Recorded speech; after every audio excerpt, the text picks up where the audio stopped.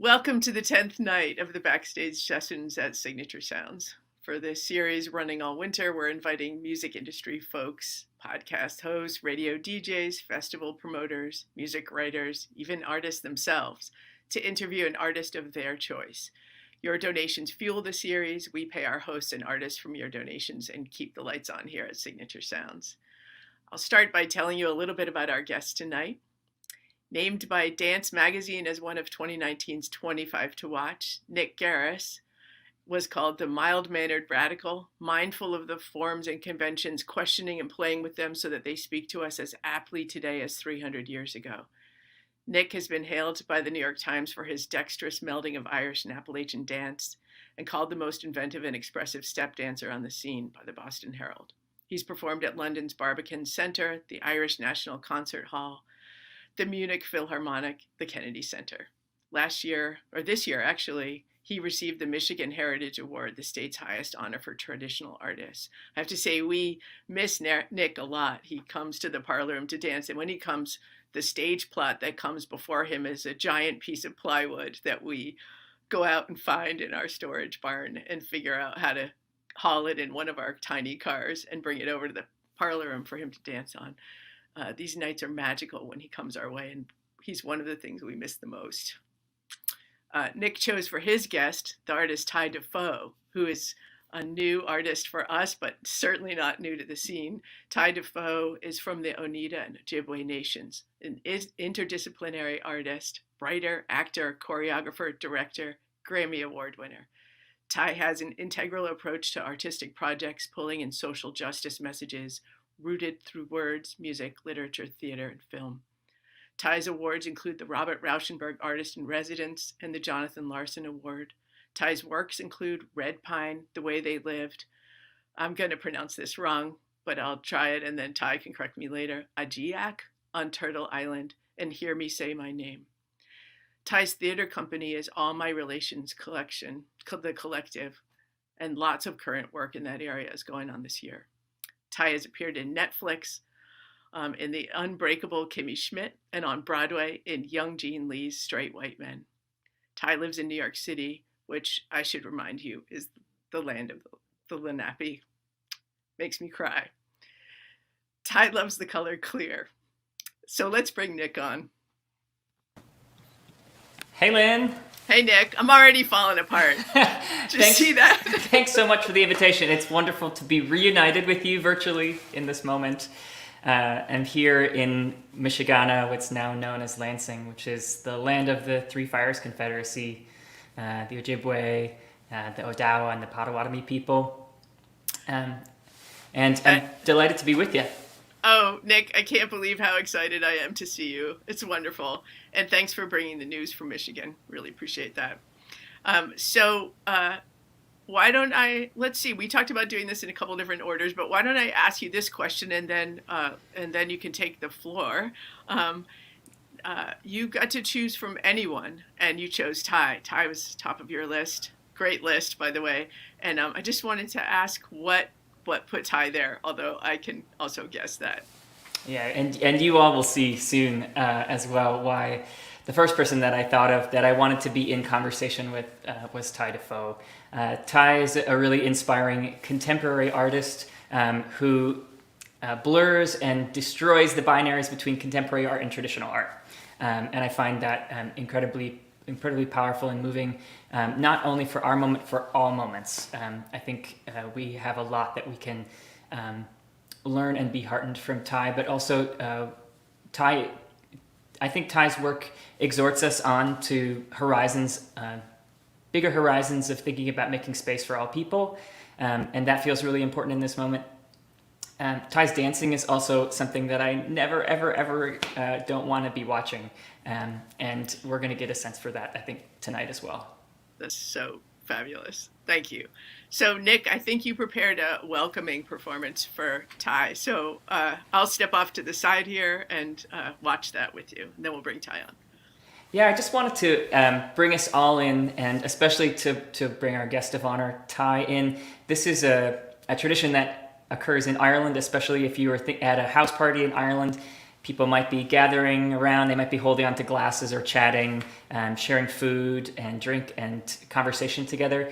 But maybe if somebody's playing an instrument and someone feels inspired to dance, they might literally have to clear the floor. So this is a lead around where a dancer quite literally makes space for themselves by moving in a clockwise motion. There's a word in Irish for this. It's called deishel, and it means the good fortune and the good connection that comes from moving around to the right. So I'm going to move around to the right a little bit for us and just wish some of that good fortune and welcome to all of you, and to you, Lynn, and to our guest, Ty Defoe. Here's a little bit of a lead around. Great, thank you.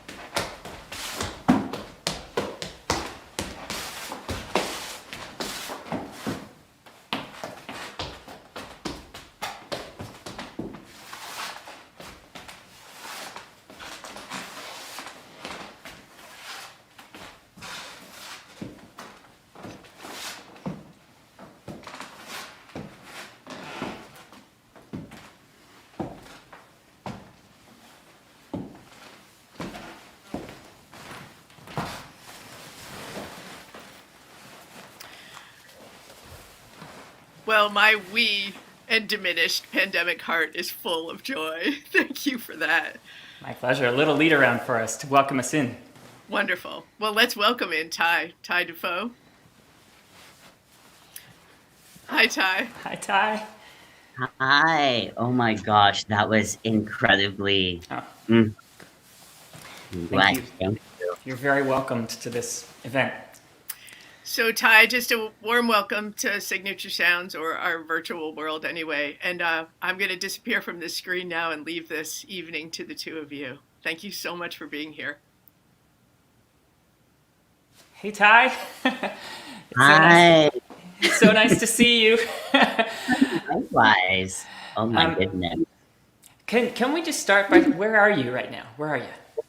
Yeah, so I am, hey everyone, and Nick, I am here in Lenape-Hoking, in lands that were stolen from the Lenape people. So a lot of the territories around here, but specifically in a small village called Canarsie Village that's in Brooklyn. So some folks refer to this place as Brooklyn. But it was so great to hear that you're in the homelands of my people, Anishinaabe people. So when I hear that, when you say, the name, it sparks my ear and my heart, and just excited to be connected. Yeah, it's really, really nice to connect with you from afar in this virtual space. I just want to start by asking, how do you think about yourself and your identity artistically as a person in this time and space? What are the ways that you like to think about that? Yeah, no, that's a good question. So yeah, usually in my introduction to folks, if folks don't know who I am, I say Thai Indigenous cause waswaganin nandun jabam agizan nandodem wabanung jau naga binung menoki wedinung migwachka ga kinegego abagan nagadego making migwachki jamanedo adapanan ao asema. So my government name is Thai. But my native name is Gijig, and it means wherever I go, I make friends, or the grass turns green in this like big sky. It's this like storytelling name. And with me, in terms of my identity, I am Eagle Clan from my father's side and Turtle Clan on my mother's side. So I'm Anishinaabe and Horidoshoni or Oneida. And I also, I guess, identify as Nijmani Tuwag, which is two-spirit or indigiqueer identity that I carry with me throughout my life. So, and artistically, I guess I identify as just like interdisciplinary artist and shape-shifting, weaving in and out of forms of dance, music, of storytelling, and truly conversing with people and talking stories to inspire each other. So that's why I was like, Nick and I today, yes. I share that sentiment in a big way. Thank you for sharing that with us. Do you want to bring us into your world a little bit with the piece? Sure, yeah, absolutely. Let's see, I brought some musical instruments here, and I'll play a little bit. The instrument is a cedar flute here, and I thought it pretty great to bring it on the live virtuals because it's cedar from Wisconsin in the Great Lakes. So I'll play a little bit of a song here. It's these bird songs. So go something like this.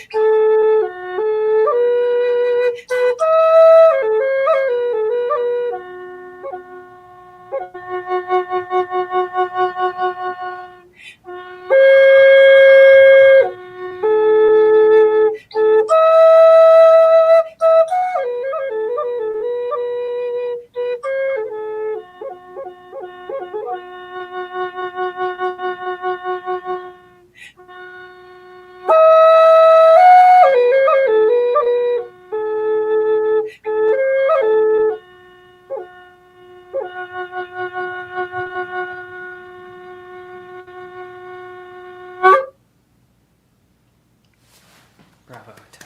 Wow. Oh. Beautiful. Woo. Takes a lot of breath to do that. Thank you. Thank you for sharing your breath with us. Yeah.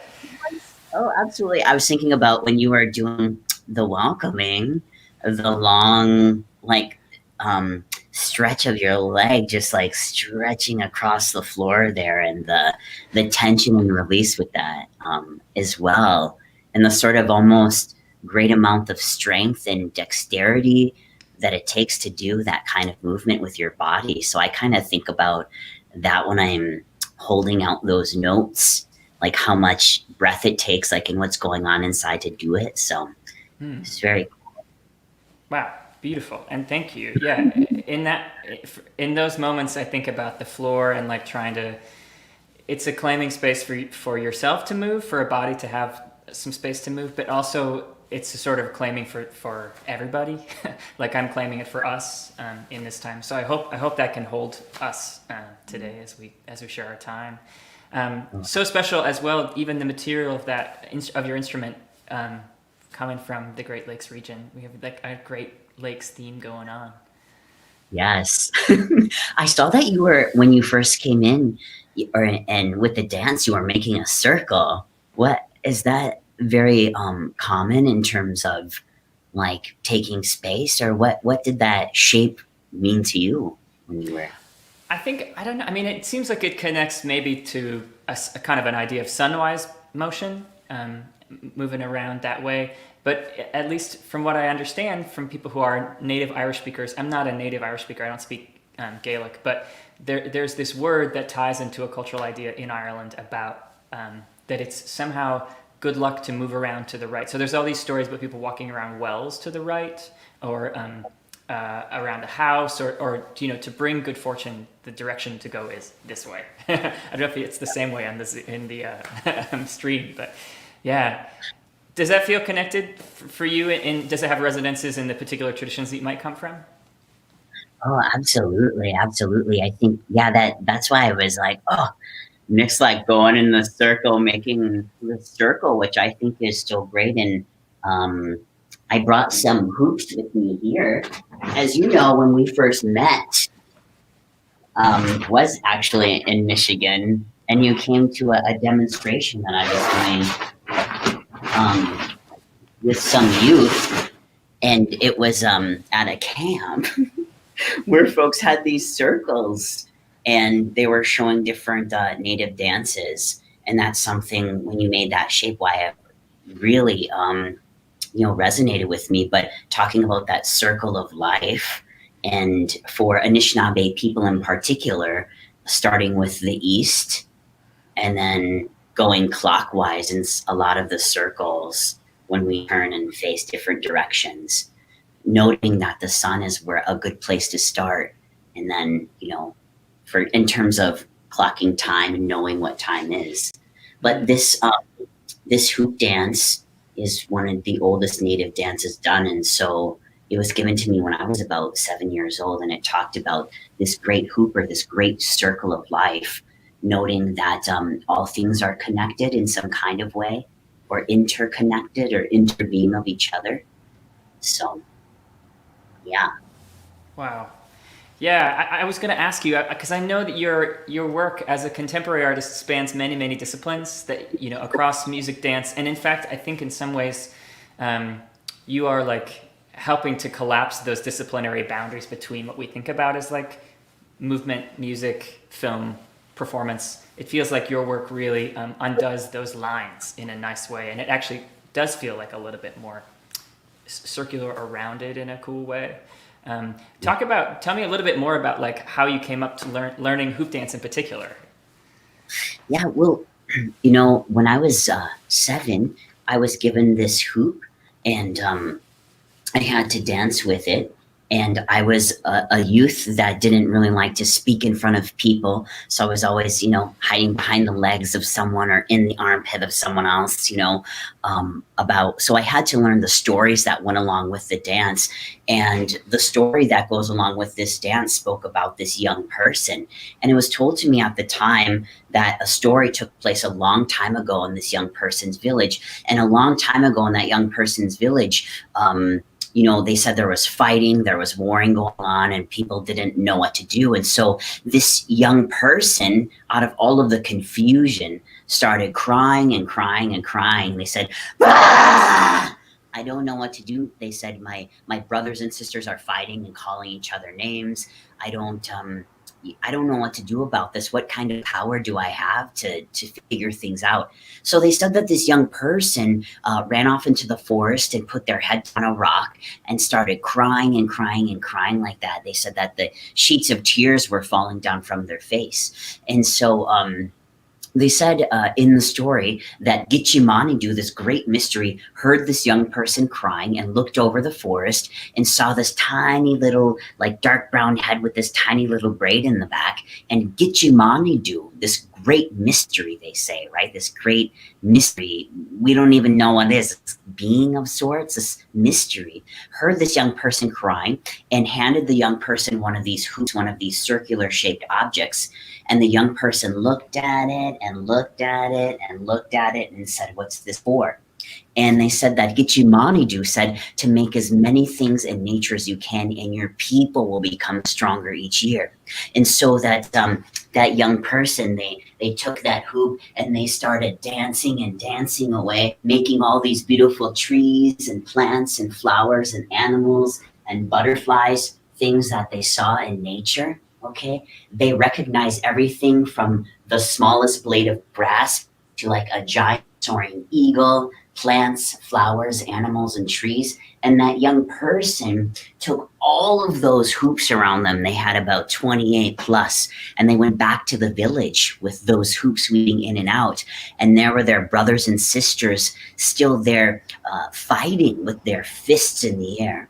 And they said for one single moment, with all of those hoops around that young person, they dropped their fist in midair and they said, Hole Wah, right? And people ask me, they say, Ty, what does Hole Wah mean? And it means holy cow, right? So they dropped their fist in midair and they said, Hole Wah, let me try that dance. So each one of the brothers, the sisters, the aunties, the uncles, the cousins, all the people in the village, they started grabbing one single hoop from the young person and they started to dance together, making beautiful designs, right? They started to make a beautiful design about working together. And they said from that dance, the community was able to make giant soaring eagles, different shapes in nature, to talk about the two-legged, the four-legged, the winged, the rooted, from earth to sky. So in that dance, it's actually a people's hoop dance, right?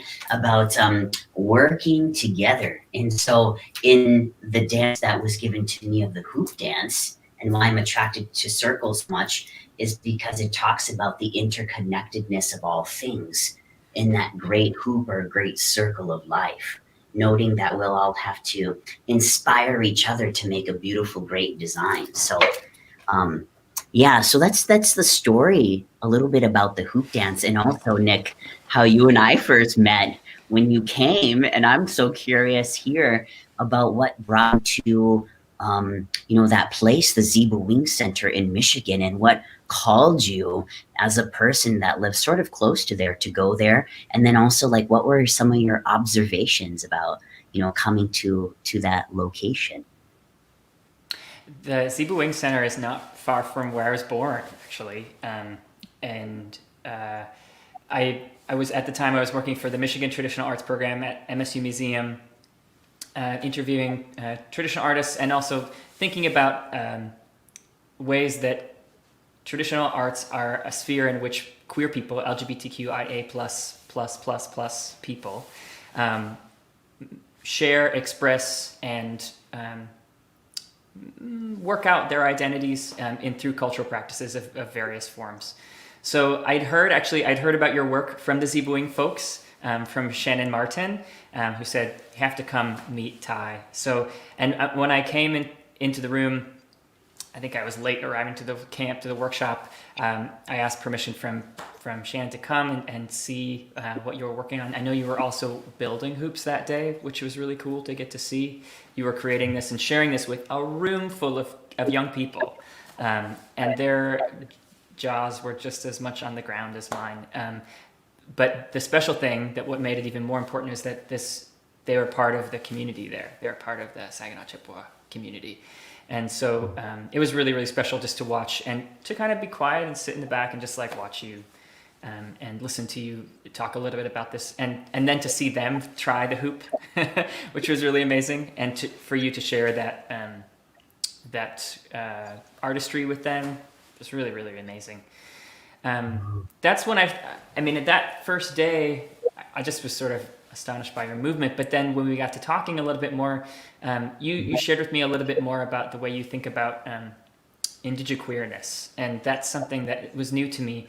Can you share a little bit more about that with us? Yeah, absolutely. I think, when talking about indigiqueer identity, I think about one's relationship to the lands. I mean, specifically, in more in detail about myself being a two-spirit indigiqueer person, like what's my relationship to the land? So when I tell that story that folks just heard here today, it's also, and we had a conversation too earlier about pronouns and use of pronouns and when or and not to use them and the constraints of the English language. So in the story, right, you think back to the story that we just heard about that young person, right, going off into the forest and putting their head down on a rock. There's actually no pronouns in the translation that I said in that. So part of my work, I think, as an artist and being a shapeshifter, as well as like indigiqueer identity, is to continue to create circles of justice by any means possible for LGBTQ plus two-spirit indigiqueer individuals, right? So as Tony Cade said, to make the revolution irresistible through dance, through song, through music, and through story. So I'm able to tell that story without, in fact, using any kind of pronouns, right? So, and that just comes out of practice, as all artists know. Everything takes practice, but also examining the ways at which, you know, colonization somewhat has us place a type of, you know, like identity on winged creatures. So I often think about that as I'm starting to practice. Oftentimes, I go back to using these hoops from when I was 7 years old. You know, I kind of like will spin the hoop like this and kind of utilize my mind, my heart, and my body in thinking about what are ways to create circles of liberation. So for many hours, I'll kind of do this and then rest. So when it gets to the dance form or I'm doing it, I'm making it seem like it's the art form in and of itself is kind of like water. It's very fluid. So, and I'm sure, you know, doing what is it, the triple double time step maybe helps you think all the localities. Is that right? What do you think about when you're tap dancing or taking a specific rhythm or beat? Yeah. Thank you so much for sharing that, and so generously, Ty. I think about in a lot of the traditions that I'm a part of, whether that's percussive dance from Ireland, Irish step dancing, Seanos dancing, or jigging from what's now called Quebec, all across what's now called Canada. There's different forms of percussive dance, including Métis jigging from Manitoba, Appalachian style flat footing and clogging. All of these forms do this really interesting blurring of sound and vision. They sort of synesthetize these senses in a way. That to me feels like a little bit of a place to think about queerness, a place to think about, and also, especially now, I'm sheltering alone, the most dynamic touch that I interact with is the floor. So the floor also provides this kind of surface to have a reflexive relationship with. That kind of merges sight and sound and touch in a way that feels quite queer to me. And that's one of the things that I feel really inspired by your work, because you remind us of the contemporaneity, the contemporariness of traditional practices, the relevance of those traditional practices for our current moment, that they have been around a long time and there's a reason they've been around a long time. And then also you remind us of the ways that contemporary art practices can build community and help hold people, help support people in the ways that traditional arts often do. So I almost feel like you're queering that space too, between like you're indigiqueering that space between contemporary art and traditional art. Does that make any sense to you? Oh, absolutely. I just got really excited when you said the whole idea about your relationship to the floor. Like, I think about that often, like what is our relationship as queer individuals, right? Or on this LGBTQ plus movement identity, like what is relationship to the earth, right? And that being almost a form of decolonizing ourselves into a society that has us assimilate. So what's something that really resonated with me from what you were talking about is the turtle, right? So I brought my turtle shell because it was right here, actually sitting near here. And I was like, I'm going to bring this turtle shell, which is so great. And in thinking about a lot of the stories, a lot of things about the earth, sort of talking about the turtle. So I'm just going to kind of show it here because it's such a beautiful, intricate design, and you can kind of see the spots around the turtle, like 28 little squares there representing the 28 moons, and on its shell. And when I think about the idea about queering space, for example, it's like, and I place that upon the shell, I think about the idea about, being flexible enough, but about home. I think about chosen family. I think about all those things that relate to the turtle, relating to the LGBTQ plus TGNC, community together. And there's so many stories that I could tell. Maybe I'll tell you one later today about Turtle Island in this. But what it reminds me of here too is I have in my studio here this drum, so this Turtle Island talks about the breath of life, but also like the heartbeat of all people. And noting when we use hand drums like these, that heartbeat is the heartbeat of Mother Earth, the land itself that contains stories, both the past, the present, and the future. And that heartbeat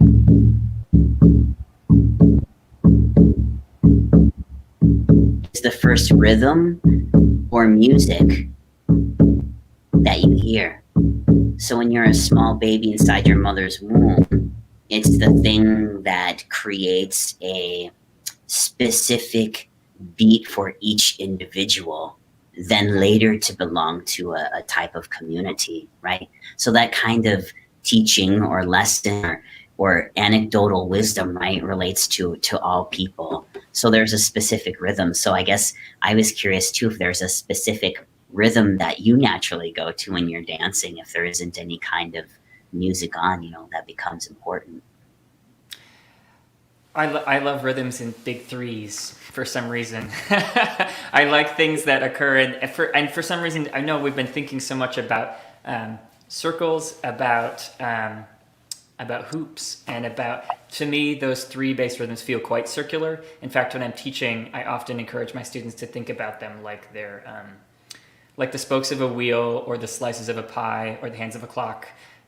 Where instead of thinking about, maybe right angles or duple time, instead maybe we're thinking about,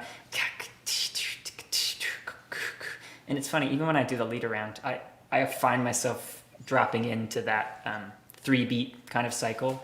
And there's a bunch of step dance in 3 beats. There's waltz clogs from what's now called Quebec. There's 3-beat reels from the north of England. There's slip jigs from Ireland. There's jigs from what's now called Nova Scotia. So these 3 bass meters for some reason feel like I have more time or space or something in them when I fall into them. In terms of meter. How about you? What's your connection in terms of meter and the way that meter is a part of the various movement and music practices you're a part of? Yeah, I love it. Let's talk about it.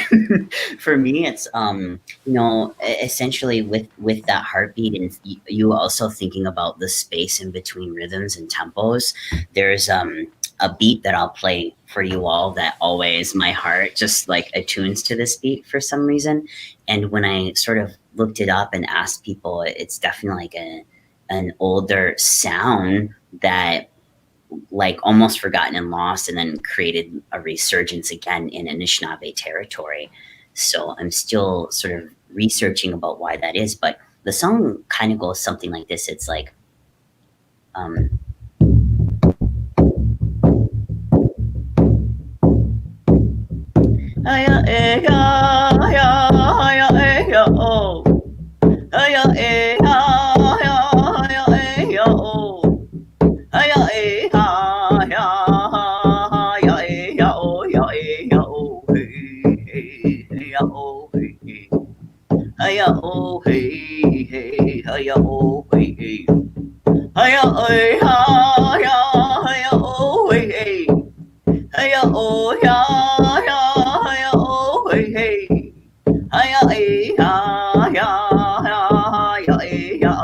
hey ya oh hey hey hey ya oh hey hey hey ya oh hi hi ya oh hey hey hey ya hi ya oh hey hey hey ya hi ya oh hey hey hey ya oh hi ya ya oh hey hey ya oh hey hey hey ya ya oh hey hey hey ya ya oh hey hey hey ya ya oh hey hey hey ya ya ya oh hey hey ya oh hey ya ya oh hey ya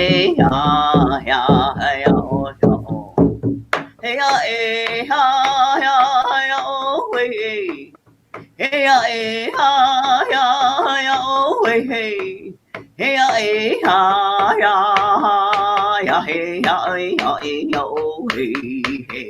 ya ya oh hey ya oh ya oh hey hey hey ya ya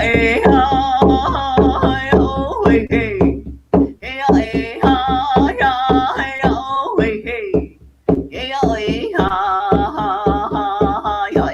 oh ya oh hey hey ya oh hey hey ya ya oh hey ya hey ya hey ya hey ya hey ya hey ya hey.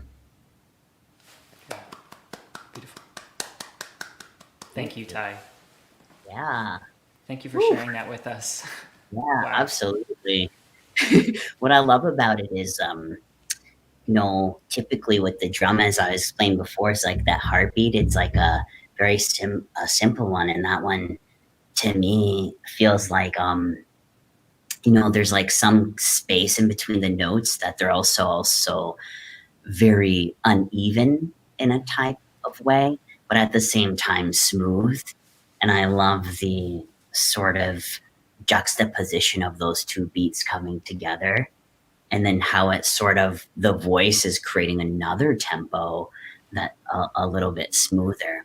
So when I think about that song being an old school one of, rhythm of the Anishinaabe people, the Great Lakes, I kind of think about the diverse ecosystem and landscape of like places, Michigan and Wisconsin and Minnesota of, we have trees and lakes and rivers and streams and all kinds of, I went to a science camp when I was a kid, and I heard there were like in the northern Midwest, there are about like 72 different soil species, which is really interesting when you think about it. So I was like, oh, wow. Does that mean there are like 72 different kinds of, just basic rhythms, like root rhythms that exist? So, yeah. Wow. I know. Amazing. It's so amazing. It also helps expand the way that I think and feel about rhythm, because you are in the way that meter itself, the taxonomy of meter can be a colonizing force, and so in a way you're queerly decolonizing that rhythm in a way that's maybe been part of your practice and a part of indigenous musical practices for a long time. But I think that really helps us to remember that these metrical grid lines that we might put on things that I'm like, okay, if I teach my little dance class, okay, this is in 6/8 time.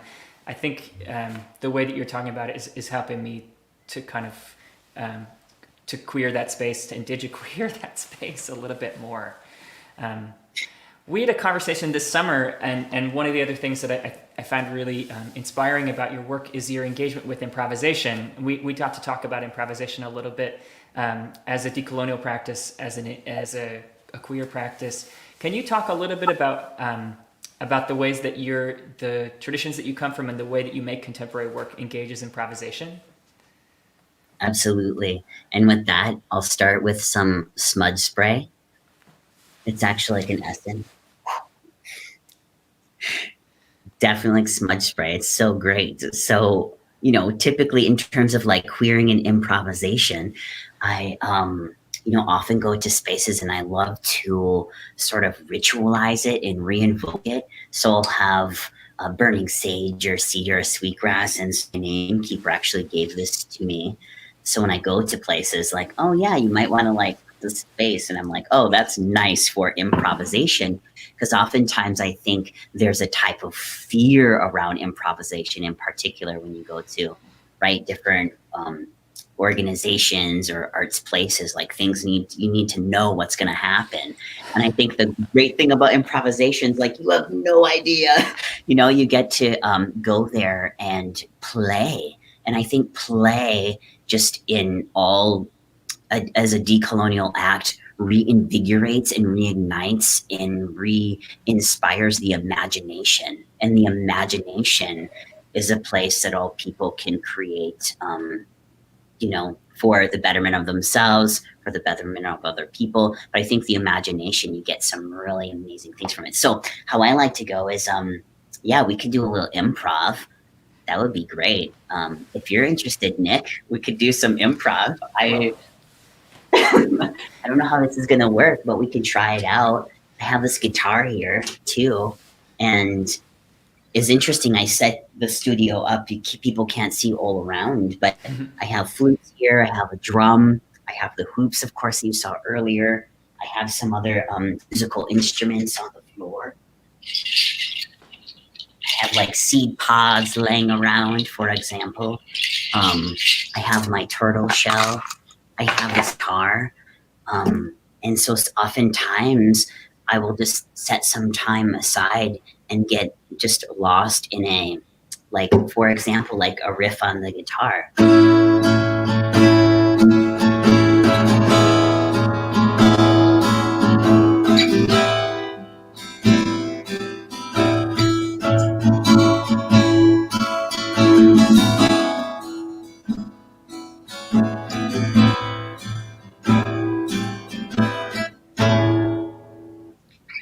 Yeah, so I'll play something like that, but Nick, do you think you can dance to something like that? Can you hear? I couldn't refuse that invitation. I couldn't turn it down possibly. So I'm gonna just switch out. I'll take off these headphones. Yeah.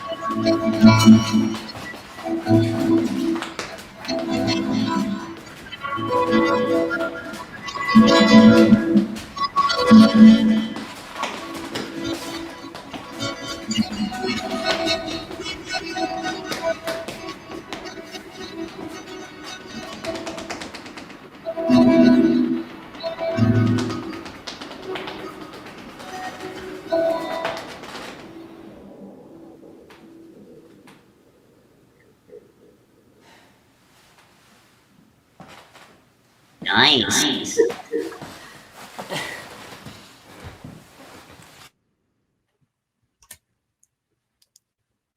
So fun. Wow, what a gift. Thank you, Ty. Thank you for sharing that with me. It feels Oh so my rare in this moment to be able to just be able to respond through the screen and thinking about the way that like improvisation is also a sort of a hoop in a way, maybe, where Oh you're yeah. like listening, watching, responding, and trying to like do that circularly. Oh wow, look at this. I got it. Yeah, the box drum too. But I definitely agree. Like I think, you know, like a hoop, like what is the circular motion of that as artists coming and coming together? And I love what you said too about it can also be like a call and response, right? Like Yeah. Right. Yeah. Beautiful. Beautiful. Have you been sitting on that instrument the whole time and just like waiting to share it with us? actually there was a lamp on it and I just put the lamp down Okay. and I was like, oh, okay. So Wow. yeah. Wow. Wow. Wow. But I think, Yeah. it's so cool, to do this with you here. It's my pleasure. It's really my pleasure. Thank you for sharing with us. You are so generous with your work and talking about the traditions you're part of and the ways that you move through all kinds of spaces. Thank you for that. I don't think we can talk about loops without talking about your recent performance at Lenape Loop on Indigenous Peoples Day. That feels like a really, really important intervention. Can you talk a little bit about what you created there on Indigenous Peoples Day? Yeah, absolutely. So there's a place called formerly known as Columbus Circle with my hopes set to change to Lenape Loop in New York City. And there's a statue of Christopher Columbus.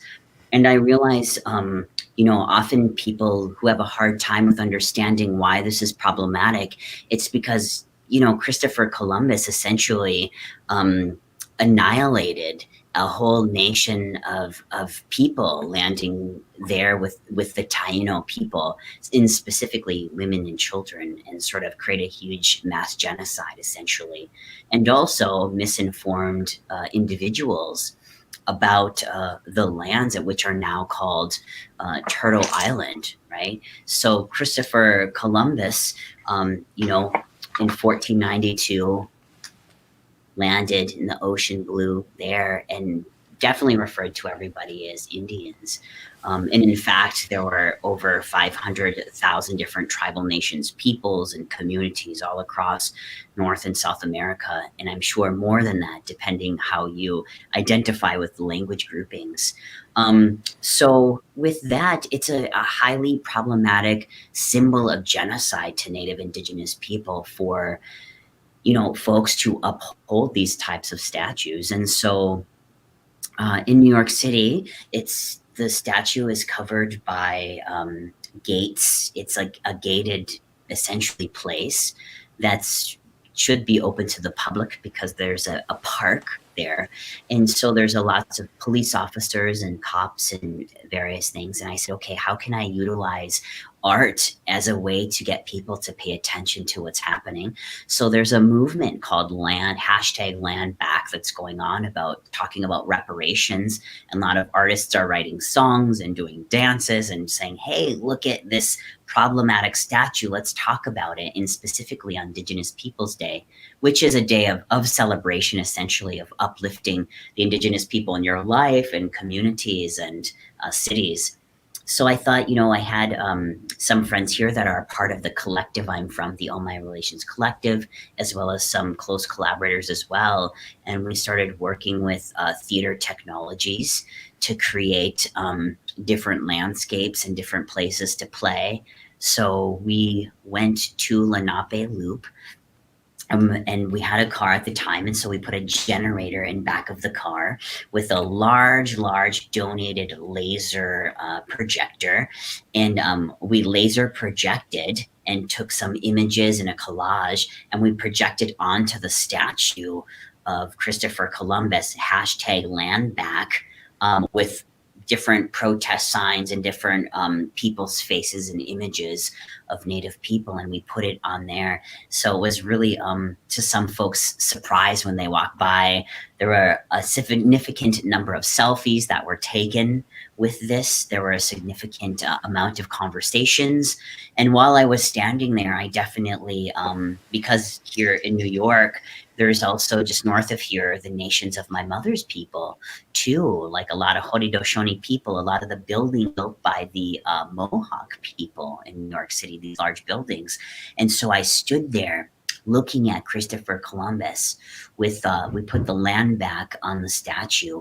And what I did was I got out and I just sang a song from the Haudenosaunee people about, bringing people together in a good way. But what we need to do is eliminate symbolic imagery that further erases Native people. And so this song I got out and sang, of the car, and had just a few people there, people that were interested. And the song goes like this. Yane bueno, bueno, yane bueno, yane yo bueno, yane bueno, yane bueno, yane bueno, yane, yane bueno, bueno, yane, yane bueno, bueno, yane bueno, yane yo bueno, yane bueno, yane bueno, yane bueno, yane, yane bueno, bueno, yane. Yane bueno, bueno, yane bueno, yane yo bueno, yane bueno, yane bueno, yane bueno, yane, yane bueno, bueno, yane, yane bueno, bueno, yane bueno, yane yo bueno, yane bueno. Yane bueno, yane bueno, yane, yane bueno, bueno, yane, yane bueno, bueno, yane, bueno, yane yo bueno, yane bueno, yane bueno, yane bueno, yane, yane bueno, bueno, yane, oh yo hey. Wow. Yeah. Thank you. Thank you. So that is as you can feel from the rhythm and beat, as we were talking about, it's that chugga chugga chugga chugga, the build up to coming together as a people, and in whatever way folks felt like they wanted to improv and contribute. We had people clapping hands. We had people, stomping using their feet. We had other people with various types of drums and instruments to contribute to that simple beat.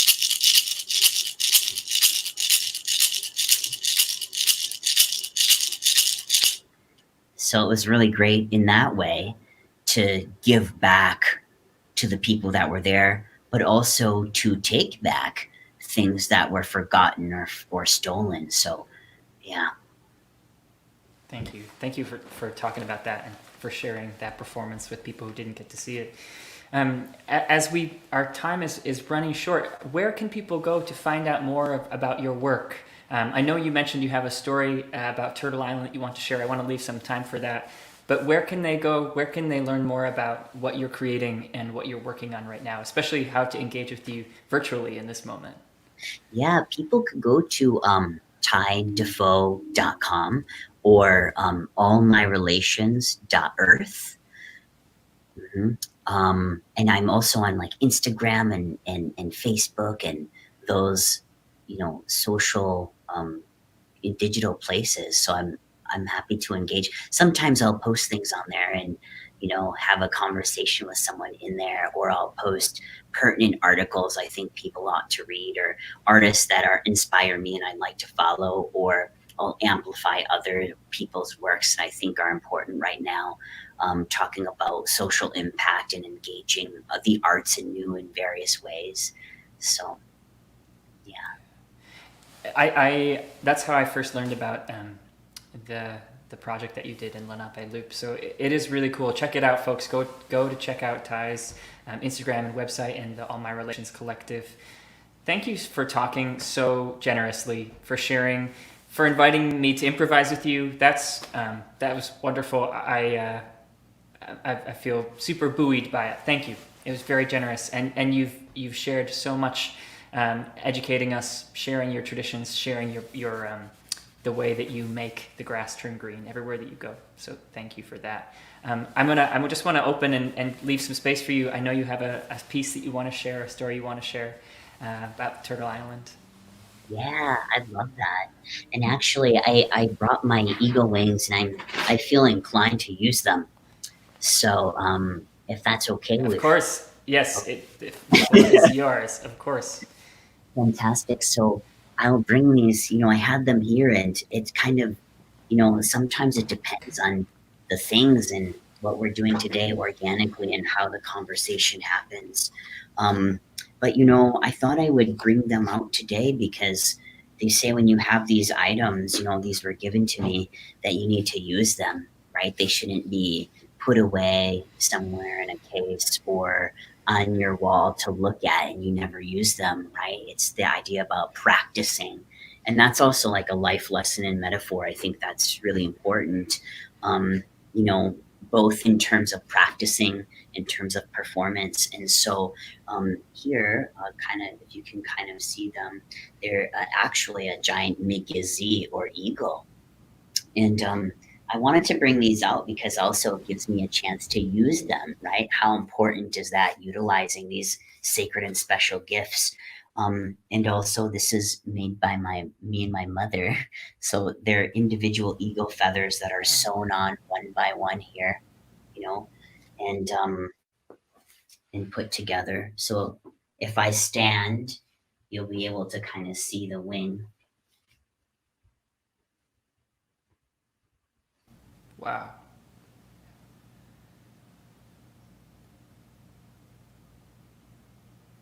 Yeah. And so this eagle, this Mugiazi, is very important, and there's also a headpiece to it that's made out of rabbit fur, and it definitely looks like an eagle. And so this dance I'd love to share with you all actually came out of improv, and sort of talking about what you were saying earlier, Nick, about the idea to queer space, to also utilize and call upon the roots, like roots of a tree, that great tree, so that we can branch out into other places, So, meaning honoring ancestors past, doing things in the moment, and then thinking about the future generations yet to come. And when I think about that, I think about art and how it evolves and changes and can shape. And this eagle, the Great Migizi, is a very significant being. And as I said earlier, it's part of my clan, the Eagle clan, from my father's side, and in particular, the Anishinaabe people. And with this this eagle, they say that this eagle soars, and it makes circles, actually. So hearkening back to the beautiful opening that you did, it circles. With the Great Migizi, they say when there are storms, when things are not so like great in life, when there are lightning bolts and thunder, that Great Migizi circles up past the storm and circles for hours and hours and hours. And when that storm passes, Great Migizi comes back then to its nest, right, to rest. And so what does that say? It teaches us that we need to rise to the occasion, rise above things, right? And try to be create the nobility of the human spirit. So try to be like that eagle, or keep that eagle in our hearts and our minds as individuals, as the world changes and evolves and things start to get really like there isn't any hope. That eagle is a sign of light. That eagle is a sign of hope. And so I wanted to actually do this dance and show you a little piece of it. today and do that. And it also gives me an opportunity to use these wings as they are meant to be. The song and music I'm going to be using is a wonderful collaborator of mine named Dawn Avery, who is Mohawk. And, she wrote this song, this Two Spirit song, as we were having conversations. And so I'd like to show a little piece of that now. Thank you, Ty.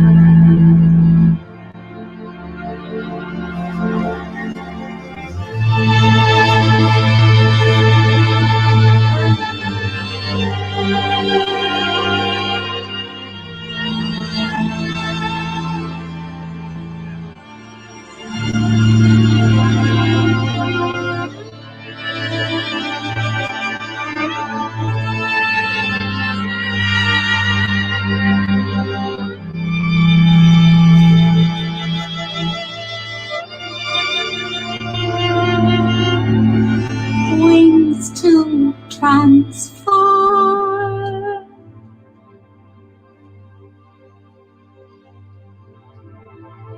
Destiny comes. Prophecies here.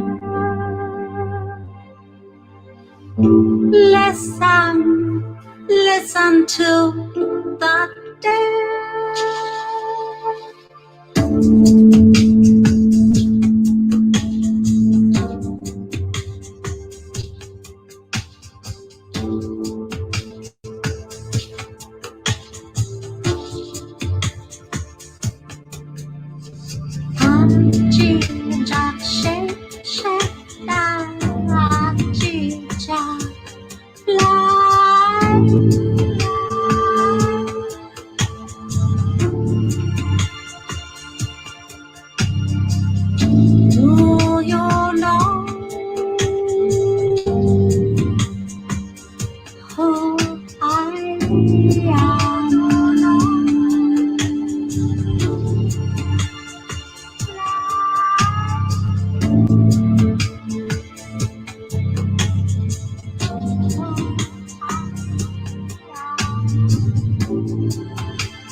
Catch me if you can.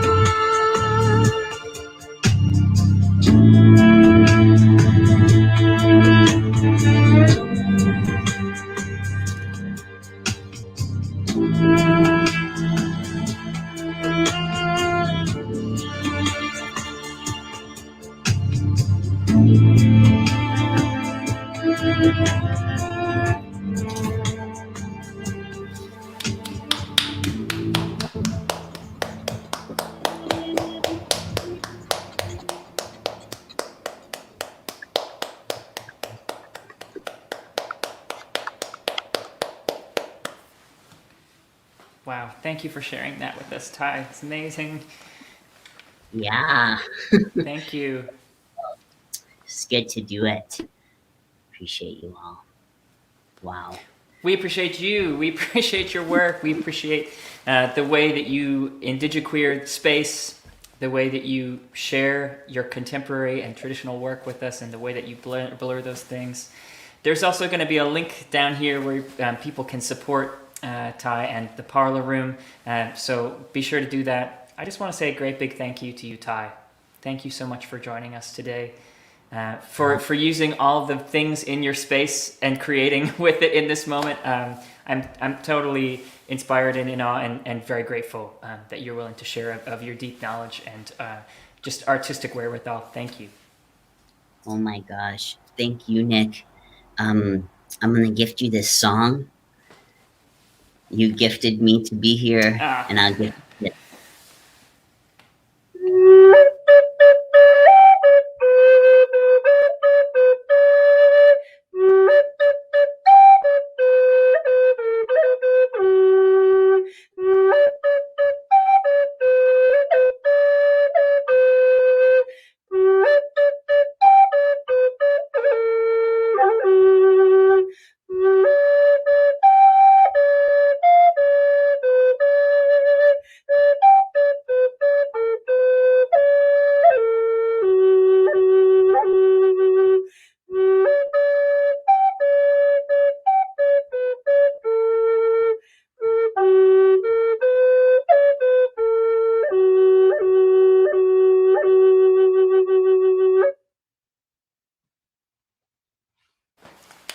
Thank you. What a gift. What a gift. Thank you, Ty. Alice, Thank you for being with us. About your dancing. Thank you. Well, Yeah. please stay well, Ty. And a big thank you to Lynn and to Jared. Thank you so much for having us. And thanks to the Parlor Room. I hope that, Ty, that we can be there together at some point, and that the folks who are familiar with the Parlor Room will check out your work, check out your website, check out your Instagram, check out the Land Back hashtag, and we'll see about the ways that they can continue to support and follow the incredible things that you create in this world. Thank you, Ty. Miigwech.